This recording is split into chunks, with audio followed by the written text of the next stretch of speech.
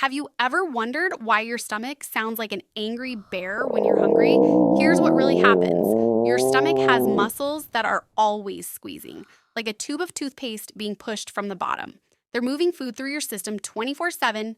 When your stomach is full, these squeezes are quiet because food muffles the sound. But when you're hungry, your stomach only contains air and liquid. So when those muscles squeeze, that's the noise you hear. It's like squeezing an empty water bottle, all sloshes and gurgles. Your body does this to clear your digestive system and prepare for the next meal. It's basically your stomach saying, I'm ready for more food.